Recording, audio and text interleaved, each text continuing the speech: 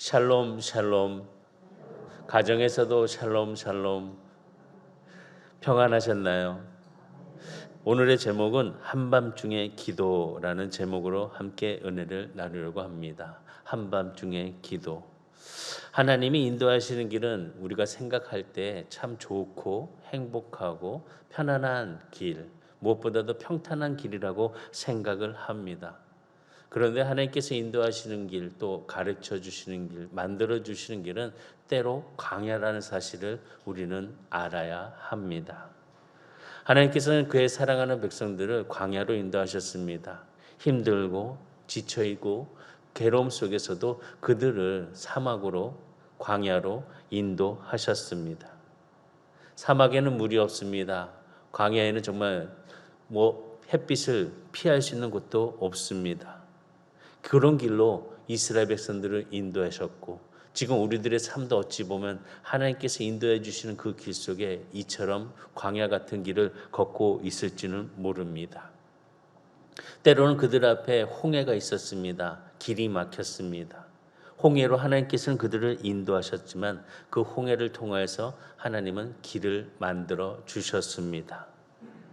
그들을 불을 통과하게 하셨고, 또한 강을 통과하게 하시는 하나님의 은혜, 사막과 그런 광야라는 길이 없었다면, 홍해라는 그 앞을 막는 강이 없었다면, 바다가 없었다면 그들은 그런 경험을 하지 못했을 것입니다.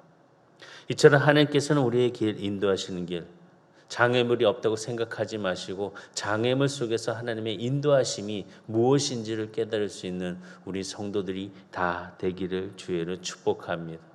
자꾸 하나님이 주시는 것은 좋은 것만, 행복한 것만, 정말 마음이 편안한 것만 생각하는데, 그 속에서 우리가 만약에 어떤 문제가 크게 닥치거나 경제적으로, 가정적으로 서로의 관계 속에서 힘든 일이 있으면 낙심하고, 하나님 정말 이게 좋은 뜻입니까? 하나님을 의심하는 그런 모습을 품기도 합니다. 하나님이 인도하시는 게 쉬운 길만 있는 것은 아닙니다. 어려움도 함께 있다는 사실을 기억해야 된다는 것입니다. 성경을 보아도, 자세히 보아도 하나님이 인도하신 그 길 속에는 문제가 있었습니다. 또한 그 속에 시련도 있었습니다. 고난도 있었습니다.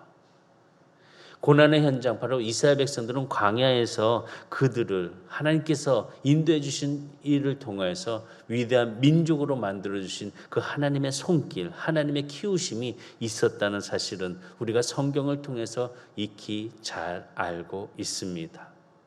그러나 우리의 삶 속에서 이런 광야같이 힘들고 어려운 문제들, 어려운 시련들, 고난들이 온다면 왜 그러십니까? 라고 하면서 하나님을 원망하는 모습으로 우리는 울면서 하나님 앞에 매달렸던 적이 참 많이 있습니다. 오늘 본문의 말씀도 사도 바울의 이야기, 사도 바울이 정말 하나님의 말씀에 따라 소아시아로 복음을 증거하는 그 길 속에 하나님은 그의 길을 만들어 주시며 소아시아가 아닌 유럽 쪽으로 인도하신 것을 볼 수 있습니다. 아시아에서 바울을 말씀 증거하지 못하도록 그의 길을 다른 곳으로 환상을 통하여 보여주셨다고 말씀합니다. 바울은 하나님의 인도하심 따라서 유럽이 아닌 마게도냐에 가서 머무르면서 첫 성인 빌립보 성에 머물렀다. 사도행전 16장 12절에 이렇게 기록하고 있습니다. 거기서 빌립보에 이르니 이는 마게도냐 지방의 첫 성이요 또 로마의 식민지라. 이 성에서 수유를 유하다가, 사도 바울은 무엇보다 말씀을 가지고 소아시아 그 말씀 안에 들고 가야 된다는 뜻을 갖고 갔지만 하나님께서는 그에게 다른 방법의 길을 택하여 보여주셨습니다. 안식일에 기도를 해야 될 곳을 찾아 사도 바울은 이리저리 찾다가 또한 귀한 만남을 주십니다. 바로 자색 옷감을 장사하는 누디아 여인을 만나서 그 여인에게 복음을 증거하고 처음으로 받은 첫 번째 신자가 바로 누디아 여인이었습니다. 누디아 여인을 통해서 그 집은 모두 세례를 받고 구원을 받는 역사가 일어났습니다. 이처럼 하나님께서 맡고 그 길을 다시 보여주실 때 그 만남을 통해서 복음의 증거가 될 수 있는 귀한 출발을 허락해 주시는 것을 누디아를 통하여서 보여주시고 알려주신다는 것입니다. 참 좋았습니다. 복음을 증거하니까 또 전할 수 있으니까 마음이 기뻤습니다. 또 바울은 다시 기도할 곳을 찾아갔습니다. 근데 가다가 보니까 귀신 들린 여인을 만났습니다. 귀신 들린 여종을 만나서 그에게 이 여인의 모습은 자기가 점을 쳐줌을 통해서 자기 주인들에게 큰 이익을 주는 일을 하고 있었던 것입니다. 근데 자꾸 바울을 괴롭히고 있으니까 바울이 귀신 들린 여종을 귀신을 쫓아내 주었습니다. 사도행전 16장 17절과 18절에 보면 그가 바울과 우리를 따라와 소리질러 이르되 이 사람들은 지극히 높은 하나님의 종으로서 구원의 길을 너희에게 전하는 자라 하며 이같이 여러 날을 하는지라. 바울이 심히 괴로워하여 돌이켜 그 귀신에게 이르되 예수 그리스도의 이름으로 내가 명하노니 그에게서 나오라 하니 귀신이 즉시 나오니라. 지금 이 귀신 들린 여인이 바울을 심히 괴롭히고 있습니다. 정말 삶 속에서 나에게 행복과 기쁨 그리고 사랑을 느낄 수 있는 사람만 있으면 얼마나 좋습니까? 그런데 복음을 증거하는 그 길을 보게 귀신 들린 여인이 심히 괴롭히고 있습니다. 이건 문제가 아닐 수가 없습니다. 어떻게 이 시련과 이 고통을 피해야 될지 그런 모습을 보게 됩니다. 오히려 이 어려움의 시련이 바로 바울을 통해서 이 귀신 들린 여인을 고쳐주는 역사가 일어나는 하나님의 방법이 숨어 있다는 사실을 기억해야 된다는 것입니다. 귀신 들린 여인은 자기를 삼고 있는 주인들에게 무엇보다 돈을 벌 수 있는 기회를 열어준 여인이었습니다. 그런데 바울이 이 귀신 들린 여인을 고쳐주자 그 주인들은 수익이 뚝 끊기니까 이러면 안 되구나 라고 해서 바울과 실라를 고발했습니다.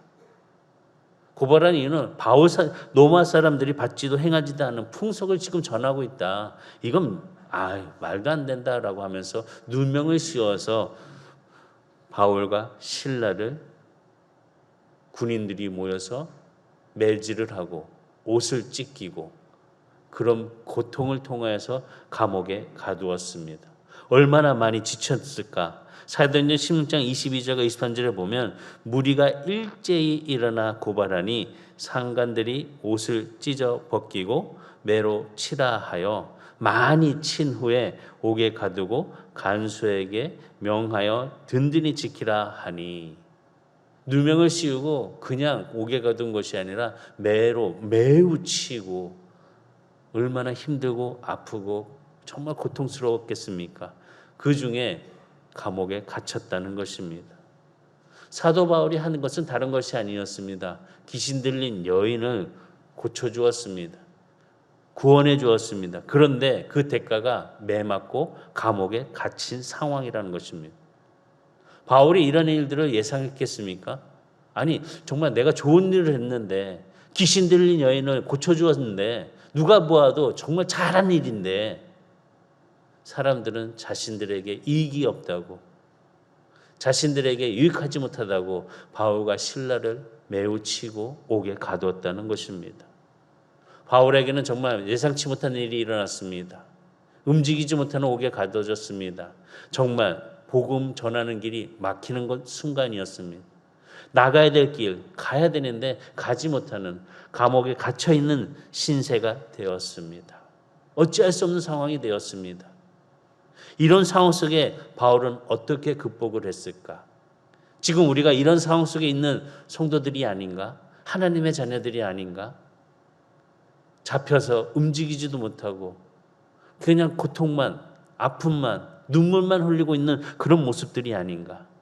오늘 말씀을 통해서 우리가 바울과 실라를 통해 배우고 또 우리가 적용해야 될 것이 무엇인지를 함께 말씀을 나누고자 합니다. 첫 번째 뭐냐? 하나님께서는 가끔 우리를 고립시켜 주신다는 것입니다. 어찌 보면 감옥과 같은 상황으로 우리를 인도하실 때가 있습니다. 감옥보다 더 힘든 상황이 우리에게 있을 수도 있습니다. 하나님은 가끔 그런 상황으로 우리를 이끌어 주신다는 것입니다. 지금 바울과 실라를 보아도 하나님이 지극히 사랑한 바울과 실라였습니다. 그러나 그들은 감옥에 갇혔습니다. 그냥 감옥이 아니라 깊은 감옥이었습니다. 그 감옥에서 옷이 찢겨져 있었습니다. 얼마나 추웠고 얼마나 고통스러웠겠습니까? 또 발은 자유롭지 못합니다. 착고에 차여서 움직이지도 못하는, 자유를 누릴 수 없는 그런 모습으로 있었습니다. 사도행전 16장 24절에 증거합니다. 그가 이러한 명령을 받아 그들을 깊은 옥에 가두고 그 발을 착고에 든든히 채웠더니, 깊은 옥에 가두었고 착고에 챙겼다는 것입니다. 깊은 옥이라고 하면은 우리가 작은 동굴이라도 들어가면 금방 춥습니다. 으슬으슬합니다. 옷은 다 찢겨졌고 매는 맞았고 몸에 상처가 났고 그런 어둡고 춥고 캄캄한 그 옥에 갇혀있는 바울과 실라를 한번 생각해 보시기 바랍니다. 육신적으로 아무것도 할 수 없는 그런 수동태적인 상황, 고립된 상황이 바로 바울과 실라였습니다. 바울이 처한 상황은 정말 쉬운 상황이 아니었습니다. 어려운 상황이었습니다. 얼마나 힘들었을까?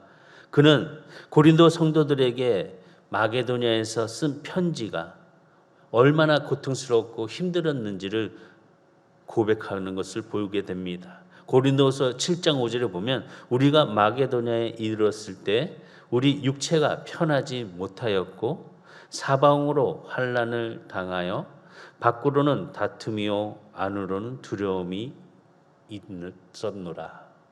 밖으로는 다툼이 있고 안으로는 두려움이 있었다. 정말 얼마나 힘들고 고통스러운 그 일을 지금 고백하고 있는 것입니다. 그런데 놀라운 것이 있습니다. 이렇게 힘들고 고통스러운 바울과 실라가 그 환난 중에, 그 고통 중에, 그 깊은 감옥 속에 무엇을 했는지 우리는 말씀을 통하여 봐야 됩니다. 무엇을 했습니까? 기도하고 찬송했습니다. 오늘 우리가 본문의 말씀을 읽은 것처럼 그들은 기도하고 찬송했다는 것을 보게 됩니다. 다시 얘기하면 바울과 실라는 그 캄캄하고 고독 속에 잠겨져 있는 고립의 그 시간에 기도하고 찬송함을 통해서 그 어려움을 이겨냈다는 것입니다. 정신적으로 이겨냈고 환경적으로 바라볼 수 있는 소망을 가질 수 있는 바울과 실라가 되었다는 것입니다. 바울이 이처럼 무거운 짐을 감당할 수 있는 것 무엇이었을까? 바로 성경은 답하길 기도하고 찬송하는 것이었다는 겁니다. 지도자 바울이란 책을 쓴 오스왈드 샌더스가 이런 얘기했습니다. 보통 사람 같으면은 그런 무거운 짐을 견딜 수 없을 것이다. 쓰러지고 말 것이다. 그러나 바울은 한 손으로는 그 짐을 주님께 맡기고 한 손으로는 주님께로부터 오는 족한 은혜를 넘치게 받는 비결을 터득한 사람이었다. 한 손으로는 무거운 짐을 주님께 맡기고 한 손으로는 주님의 풍족한 은혜를 받을 줄 아는 사람이었다는 것입니다. 우리 성도들에게도 이런 모습에 한 손으로는 주님께 무거운 짐을 맡길 수 있는 신앙, 믿음이 있으시고 한 손으로는 주님의 풍족한 은혜를 누릴 수 있는 충만함이 있기를 바라겠습니다. 사실 하나님의 은혜가 풍족하다면 그 고통과 은혜 누구든지 감당할 수 있고 이길 수 있고 별 문제가 되지 않습니다. 그런데 그것을 느끼지 못하고 깨닫지 못하고 알지 못해서 작은 것 하나로 힘들어하고 고통을 당하고 어려워하고 있다는 것입니다. 이 문제를 보면은 짐이 문제가 아니라 내 안에 감당할 능력이 없음이 모든 것이 두렵고 고통에 처한 그런 상황으로 가는 것이 문제라는 것입니다. 짐이 문제가 아닙니다. 감당할 능력이 없는 것이 문제인 것입니다. 예배자를 통하여서 하나님께서 주신 말씀 안에서 우리는 그 모든 것 감당할 수 있는 능력을 가지시고 이기시고 일어나시고 전진해 가시기를 주의 축복합니다. 바울은 이처럼 깜깜한 감옥에서, 깊은 감옥에서 기도하고 찬송함을 통해서 능히 감당할 수 있는 능력을 받았습니다. 누구든지 받을 수가 있습니다. 기도해 보시기 바랍니다. 찬송해 보시기 바랍니다. 하나님이 나에게 주신 위로와 평안이 얼마나 내 삶 속에 큰 힘이 되는지, 위로가 되는지, 회복이 되는지 기도와 찬송하는 자에게 느끼는 기이한 하나님의 은혜라는 것을, 이제는 모든 것을 내려놓고 포기하는 자가 아닌 고립의 그 시간 속에 하나님이 나에게 주신 이 시간 기도하고 찬송할 수 있는 그런 감당할 수 있는 능력을 받을 수 있는 성도가 되시기를 주의를 축복합니다. 바울만 그런 것이 아니었습니다. 성경에서 보면 여러 인물들이 그런 상황, 고립 속에서 하나님의 인도하심을 받았습니다. 요셉을 한번 보시기 바랍니다. 그의 인생은 정말로 힘들고 고통스럽고 고립 시간 정말 길었습니다. 움직일 수 없는 상황이었습니다. 늘 그랬습니다. 구덩이에 빠졌을 때도 움직일 수 없는 그런 갈 수도 없는 상황이었습니다. 보디발의 집에 갔을 때도 보디발의 집 안에서 딴 데로 갈 수 있는 상황이 아니었습니다. 고립의 시간이었습니다. 근데 어떻습니까? 그렇게 잘 하고 있는 요셉을 보디발의 아내가 유혹함을 통해서 그 대가가 감옥이라는 더 깊고 어둡고 춥고 움직이지 못하는 곳으로 가게 됐다는 겁니다. 요셉의 입장에 한번 보시기 바랍니다. 얼마나 억울합니까? 나는 잘 지켰는데, 죄에 넘어가지 않았는데, 유혹에 넘어가지 않았는데 그 결과는 깊은 감옥이라는 것입니다. 아마 억울하다고 이야기할 겁니다. 왜 그렇습니까 하나님? 따지면서 하나님 앞에 그냥 눈물을 흘리면서 왜 그러시나요? 왜 그러시나요? 하면서 화만 내는 사람이 될 것입니다. 그런데 요셉은 그렇지 않았습니다. 하나님 나에게 너무 호떡하게 대하시는 거 아니십니까? 그렇게 하지 않았습니다. 성경을 자세히 보면은 요셉의 모든 상황과 그 시간 속에 하나님의 은혜가 충만한 것을 기록하고 있습니다. 창세기 39장 20절과 21절에 보면 이에 요셉의 주인이 그를 잡아 옥에 가두니 그 옥은 왕의 채수를 가두는 곳이더라. 요셉이 옥에 갇혔으나 여호와께서 요셉과 함께 하시고 그에게 인자를 더하사 간수장에게 은혜를 받게 하시매. 요셉이 잡혀간 감옥 속에 하나님은 함께 해주셨습니다. 그곳에 하나님의 은혜가 임했습니다. 하나님이 감옥에서도 하나님이 함께 해주시고 은혜가 임하는 그곳에 요셉은 범사에 형통하게 됐다는 것을 말씀은 증거합니다. 창세기 39장 23절에 보면 간수장은 그의 손에 맡긴 것을 무엇이든지 살펴보지 아니하였으니 이는 여호와께서 요셉과 함께 하심이라. 여호와께서 그를 범사에 형통하게 하셨더라. 범사에 형통하게 하셨더라. 요셉을 형통하게 하셨는데 그 상황은 감옥 안에 있습니다. 어찌 보면 둘 다 말이 통하지 않는, 이해가 되지 않는 상황입니다. 위치입니다. 장소입니다. 그런데 하나님께서는 요셉을 형통하게 하셨다고 기록하고 있습니다. 우리가 요셉과 바울을 보면서 감옥 안에서 그들이 즐거워 하나님을 기도하고 찬양한 것처럼, 감옥에서도 형통함을 누렸던 것처럼 우리가 어디 있느냐가 중요한 것이 아니라 내가 누구와 함께 있느냐가 중요하다는 사실을 깨달아야 된다는 것입니다.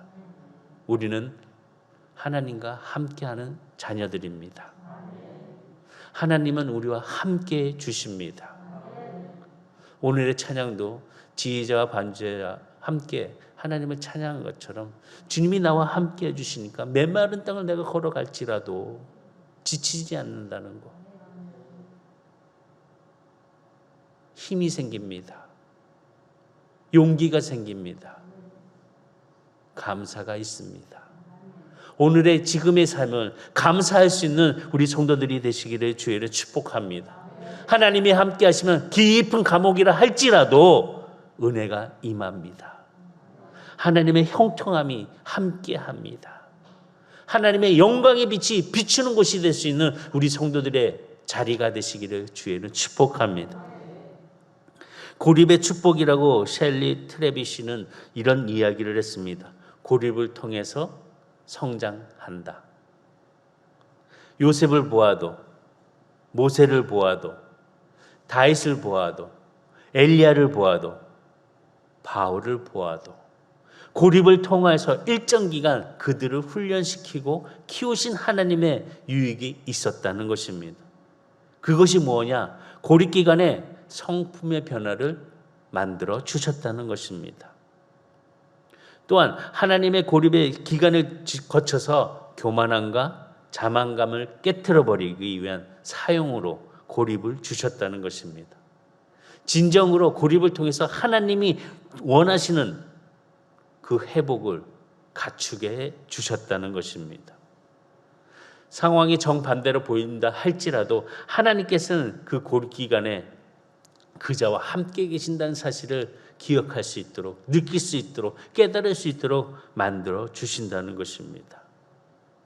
지금 요셉을 보시기 바랍니다. 위치, 장소 자꾸 옮겨갈수록 그 장소는 더욱더 어려워졌고 고립이었고 움직이기 없는 상황이었습니다. 그럼에도 불구하고 하나님께서는 그 인도하심 속에 요셉은 형통함과 하나님의 함께 하심을 깨닫고 그 경험이 삶 속에서 그 축복으로 바뀌는 것을 보게 된다는 것입니다.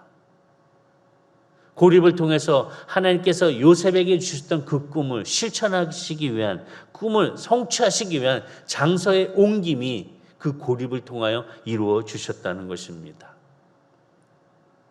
하나님은 어떠한 상황이시든지 어떤 모습이라든지 하나님의 인도함을 우리는 인식해야 된다는 사실이 있다는 것입니다. 어려움이 있을 때 그렇구나. 하나님이 나에게 이 어려움의 주심은 무엇인지를 깨달을 수 있는 지혜의 영이 함께 갖고 바라봐야 되는 것입니다. 요셉을 보시기 바랍니다. 보디발의 집에서 가정의 총무의 역할을 잘 감당했습니다.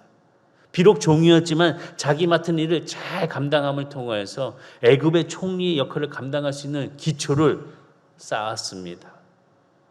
또한 요셉이 감옥에 갇혔을 때 누구를 만났습니까? 술 맡은 관원장과 떡 빚는 관원장을 만났습니다. 그들을 만남을 통해서 누구를 만날 수 있었습니까? 바로를 만날 수 있는 징검다리가 되었다는 것입니다. 고립 기간에 하나님께서 주시는 그 만남의 축복의 은혜가 한 걸음 한 걸음 앞으로 갈 수 있는 길이 되었다는 사실을 요셉을 통해서 볼 수 있다는 것입니다. 어찌 보면 하나님께서 어려움을 주시고 고립을 주시는 것은 하나님이 보여주신 그 미래에 대한 준비된 하나의 발걸음이라는 것을 우리는 요셉을 통하여서, 바울을 통하여서 깨달아야 될 줄 믿습니다. 바울이 감옥에 갇혀서 그 고통과 아픔을 겪지 못했다면 또다시 로마 감옥에 갇혀서 그는 좌절하고 모든 것을 포기했을 것입니다.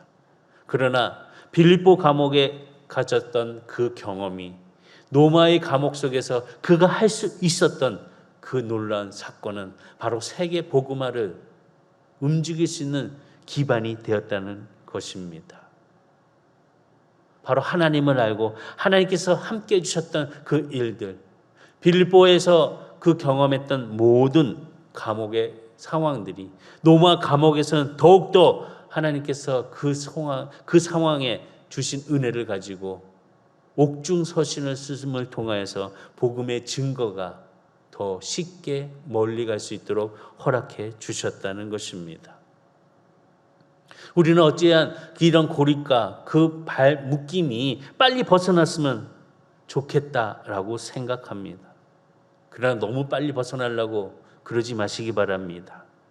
천천히 나오더라도 그 고립 기간 동안에 내가 배우고 깨달을 수 있는 지혜의 변화의 시간을 갖고 우리는 한 걸음씩 한 걸음씩 우리가 머물러 있는 곳에 최선을 다하는 삶을 살아가는 하나님의 자녀들이 돼야 되는 것입니다.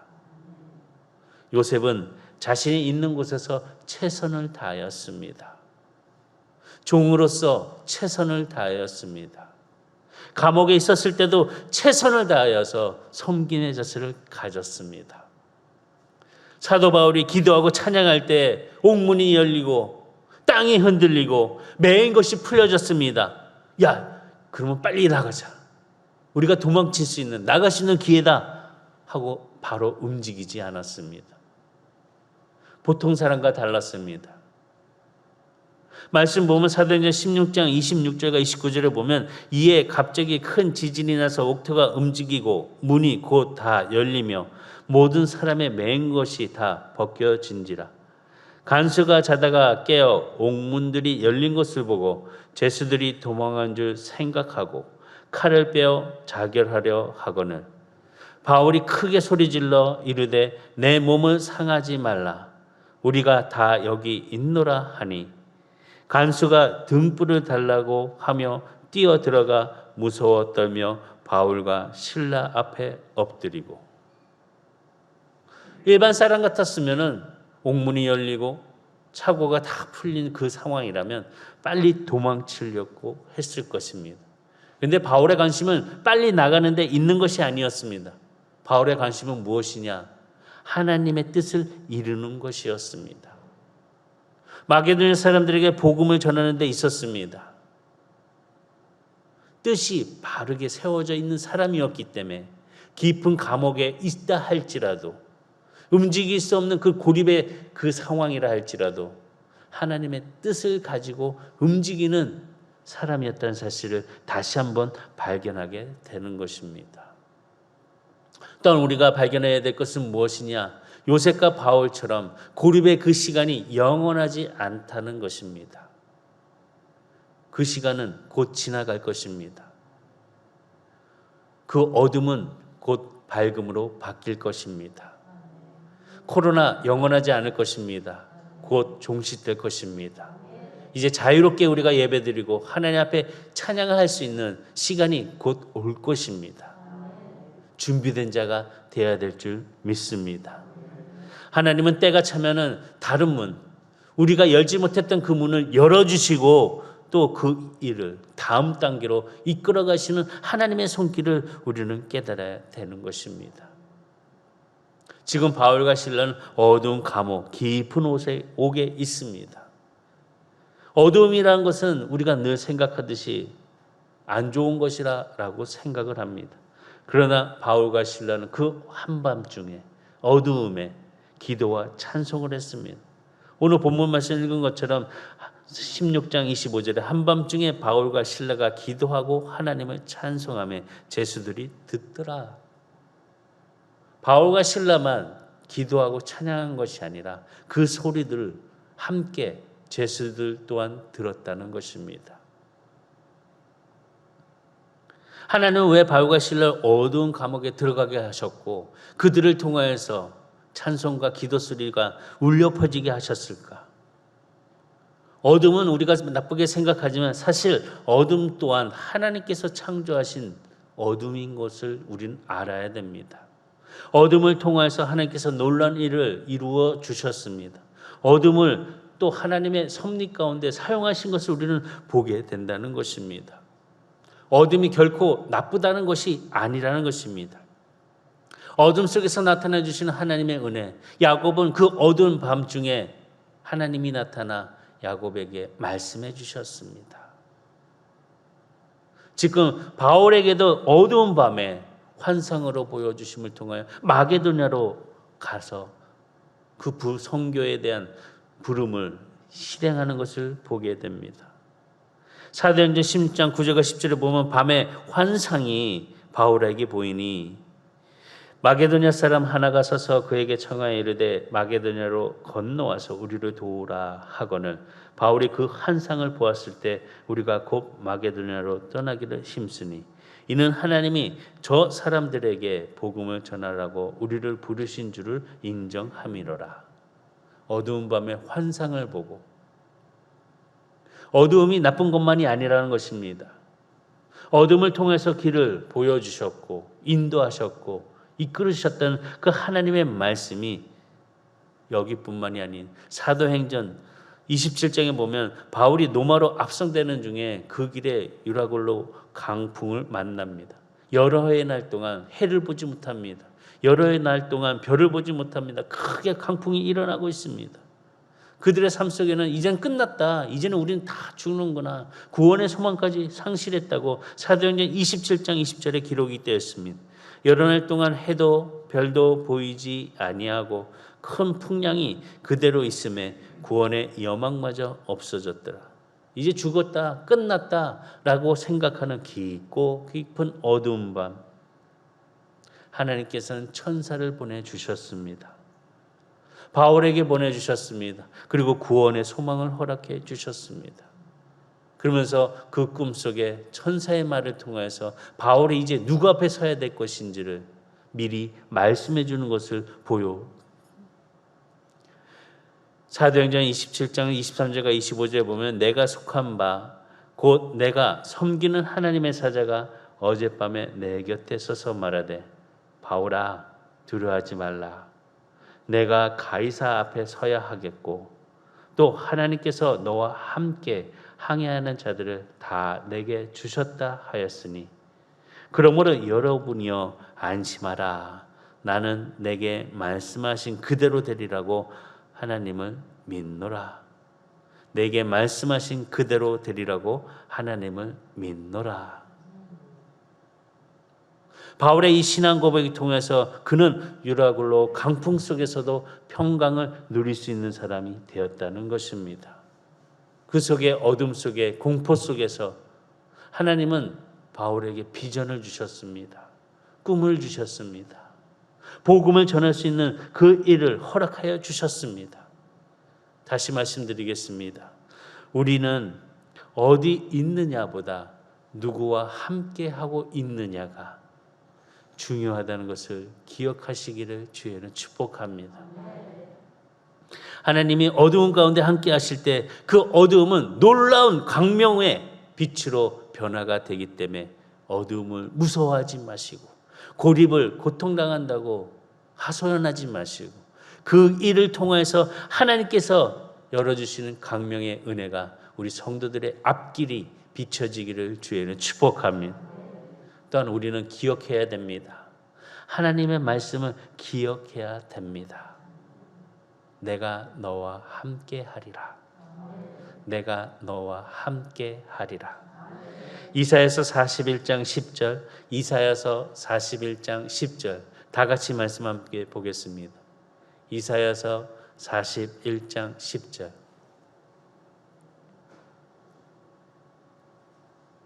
시작. 두려워하지 말라. 내가 너와 함께 함이라. 놀라지 말라. 나는 내 하나님이 됨이라. 내가 너를 굳세게 하리라. 참으로 너를 도와주리라. 참으로 나의 의로운 손으로 너를 붙들리라. 아멘. 이 말씀 너무 좋아하지 않습니까? 또 이 말씀이 들어간 찬양 너무 자주 듣지 않습니까? 말씀을 기억하시기 바랍니다. 내가 너와 함께 하리라. 내가 너를 붙들리라. 하나님의 은혜가 우리 성도들에게 함께함을 통해서 새로운 역사를 이루고 새로운 길 속에 형통함이 함께하기를 주의는 축복합니다. 마지막으로 말씀 맺겠습니다. 하나님은 어두운 가운데 놀라운 일을 이루신 것을 우리가 잘 알고 있는 전 번연 이야기입니다. 전 번연은 12년 동안 감옥에 갇혀 있었습니다. 다른 이유가 아니었습니다. 영국 국교에 속하지 않았다고, 또 설교를 하지 말라고 하는데도 계속 설교를 함을 통해서 그는 감옥에 갇히게 되었습니다. 존 버녀는 고통 속에서, 그 감옥 속에서 할 수 있는 것은 바로 말씀과 기도뿐이다 라고 생각하면서 반복적으로 말씀과 기도를 그 컴컴하고 어두운 감옥에서 하나님 앞에 드렸습니다. 다시 얘기하면 그 고통과 그 억울함, 모든 아픔을 그 감옥 속에서 말씀과 기도로 이겨냈다는 것입니다. 골로새서 1장 11절에 보면은 바울이 쓴 이 말씀을 붙잡고 기도했다고 합니다. 골로새서 1장 11절.